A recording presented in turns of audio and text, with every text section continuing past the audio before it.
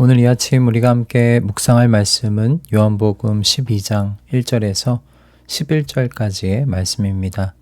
이 말씀 함께 읽고 오늘 우리에게 주신 하나님의 말씀의 은혜를 함께 나누도록 하겠습니다. 6월절 엿새 전에 예수께서 베다니에 가셨다. 그곳은 예수께서 죽은 사람 가운데 살리신 나사로가 사는 곳이다. 거기서 예수를 위하여 잔치를 베풀었는데 마르다는 시중을 들고 있었고 나사로는 식탁에서 예수와 함께 음식을 먹고 있는 사람 가운데 끼어 있었다. 그때 마리아가 매우 값진 순 나드 향유 한 근을 가져다가 예수의 발에 붓고 자기 머리털로 그 발을 닦았다. 온 집안에 향유 냄새가 가득 찼다. 예수의 제자 가운데 하나이며 장차 예수를 넘겨줄 가롯 유다가 말하였다. 이 향유를 300데나리온에 팔아서 가난한 사람들에게 주지 않고 왜 이렇게 낭비하는가? 그가 이렇게 말한 것은 가난한 사람을 생각해서가 아니다. 그는 도둑이어서 돈자루를 맡아가지고 있으면서 거기에 든 것을 훔쳐내곤 하였기 때문이다. 예수께서 말씀하셨다. 그대로 두어라. 그는 나의 장사날에 쓰려고 간직한 것을 쓴 것이다. 가난한 사람들은 언제나 너희와 함께 있지만 나는 언제나 너희와 함께 있는 것이 아니다. 유대 사람들이 예수가 거기에 계시다는 것을 알고 크게 떼를 지어 몰려왔다. 그들은 예수를 보려는 것만이 아니라 그가 죽은 사람들 가운데서 다시 살리신 나사로를 보려는 것이었다.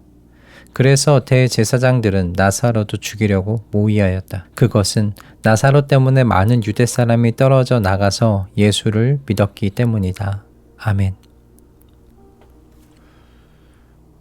죽은 나사로가 부활하여 생명을 얻고 다시 가족들 품에 돌아왔을 때 가족들과 그를 사랑했던 이웃들이 얼마나 기뻤을까요? 나사로의 가족들이 예수님을 위하여 잔치를 준비하였다는 2절의 말씀이 바로 이해가 되는 부분입니다. 그리고 예수님께서는 당신을 위해 준비한 이 잔치자리 피하지 아니하시고 참석하셨어요. 이것이 얼마나 위험한 일인지는 우리가 11장 마지막 부분의 이야기를 알고 있기 때문에 짐작할 수 있다 생각이 듭니다. 11장 마지막 부분을 보면 예수님을 죽이기 위한 음모가 준비되고 있었잖아요. 그런데 예수님께서 죽은 나사로를 살리신 이 베다니, 예루살렘에서 겨우 2km밖에 떨어져 있지 않은 곳이었습니다. 자, 그렇다면 나사로를 살리시고요. 그 장소를 급히 떠나시는 것이 마땅한 반응일 텐데 예수님께서는 만찬 자리에 참석하시죠. 이렇게 시작된 만찬 자리의 모습 참 저는 의미심장하다는 생각을 해봅니다. 부활해서 생명을 갖게 된 나사로와 이제 곧 십자가의 죽음을 향한 여정을 시작하시는 예수님께서요. 지금 한 식탁 자리에 앉아 있습니다. 이 장면이 얼마나 의미심장합니까? 우리가 보고 있는 것처럼 나사로가 만찬을 즐길 수 있는 이유 딱 한 가지였잖아요. 예수님께서 자기 죽음의 길을 결정하셨다는 것 때문이었습니다. 예수님께서 죽기로 결정하지 않으셨던들 나사로 다시 살아날 수가 없었습니다. 이런 예수님을 향한 감사로 마리아는 매우 값진 순 나드 향유 한 근을 가져다가 예수님의 발에 부었습니다. 이 향유가 약 327g 정도 되었다고 하고요. 그 값은 당시 평범한 노동자의 1년치 품삯이었다고 해요. 이처럼 엄청난 값어치를 가지고 있는 향유였어요. 마리아는 아마도 자신의 오라비를 살리신 예수님을 향한 감사, 그리고 죽음을 이기고 생명을 주시는 이 권능을 행하신 예수님께서 정말 하나님께서 보내신 메시아, 하나님의 아들이시다라는 표현을 이렇게 한 것일 겁니다. 그러나 분명 마리아가 바친 이 향유, 예수님의 죽음을 준비하는 것 되리라고는 이 마리아도 생각하지는 못했을 거예요. 하지만 이처럼 예수님 곁에 있는 사람들 가운데 나사로가 또 위험에서 멀지 않았죠. 되살아난 예수님 옆에 있는 나사로는 예수님께서 하나님의 아들이시라는 너무나 확실한 증거가 되어버렸죠. 나사로를 통해 많은 유대인들이 예수님을 믿기 시작하자 대제사장들이 어떻게 음모를 짭니까? 이 나사로도 죽이자고 음모를 짭니다. 이 내용이 오늘 저희가 읽은 본문 내용의 주 내용인데요. 저는 이 내용 안에서 부활과 생명의 증인으로서 나사로를 보고자 합니다. 왜냐하면 오늘날 이 시대에 필요한 사람들이 예수의 증인들이기 때문입니다. 그리고 그것이 우리의 정체성이기도 하고요. 물론 오늘 본문 속 나사로는 스스로가 원해서 증인이 된 것 같지는 않아요. 그저 그렇게 되살아난 존재 자체가 예수님이 부활과 생명 그 자체이신 하나님의 아들, 하나님께서 보내신 메시아라는 증거가 되었기 때문입니다. 하지만 그런 역할, 이 증인이란 역할은 예수 그리스도 안에서 이미 부활과 생명을 누리는 우리가 이어받은 역할입니다.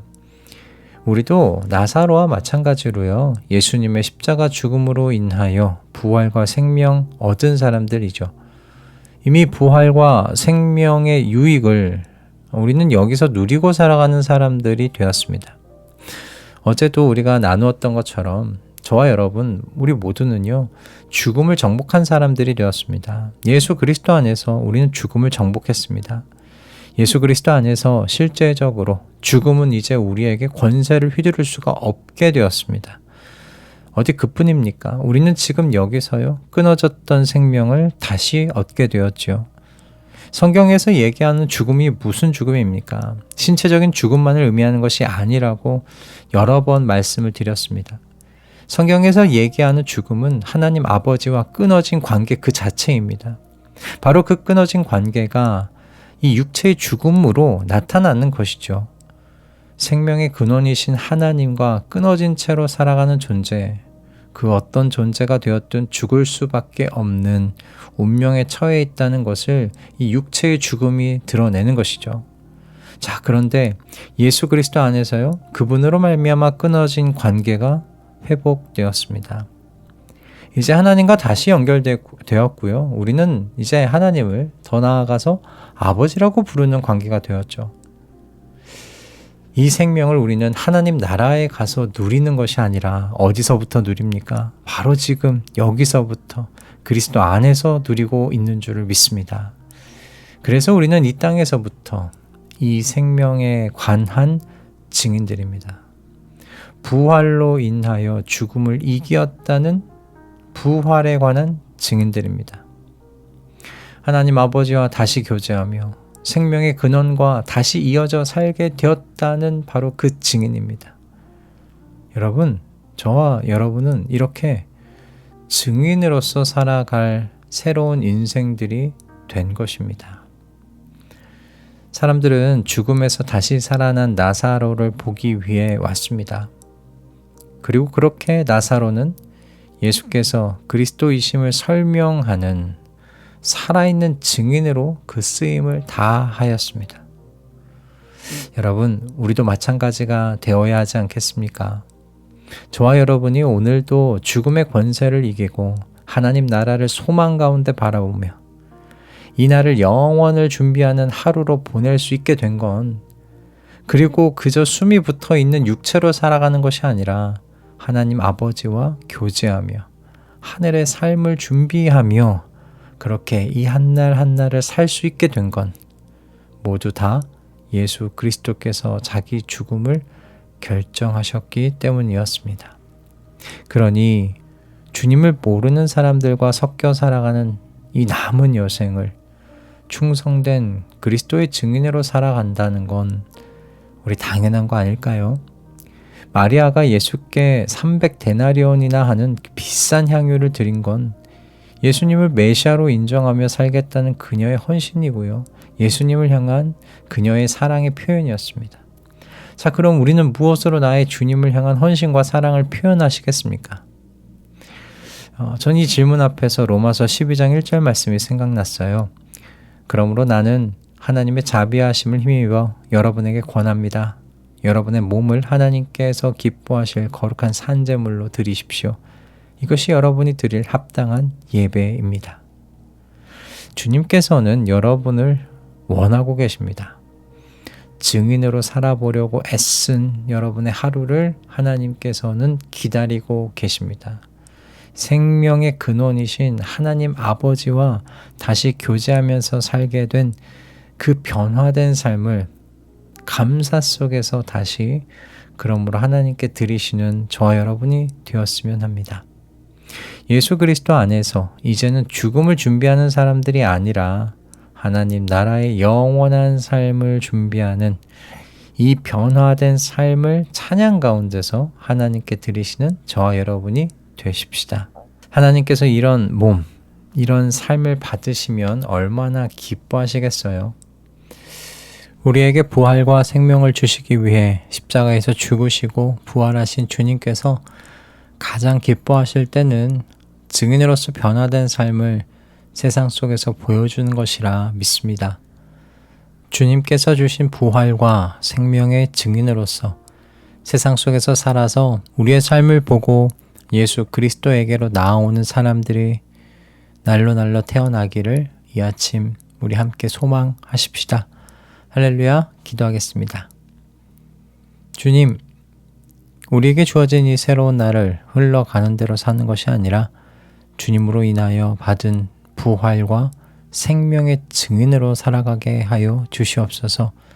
증인으로 살아가는 데 있어서 마리아가 주님께 향유를 부어 헌신과 사랑을 표현한 것처럼 저희도 우리의 몸을 들여 주님을 향한 헌신과 사랑을 표현하게 하여 주시옵소서. 주님께서 다시 살게 하신 이 하루하루를 주님의 증인으로 살아가려 하오니 성령으로 충만하게 하여 주시사 우리의 이 소망대로 살게 하여 주시옵소서. 예수 그리스도의 이름으로 기도드립니다. 아멘.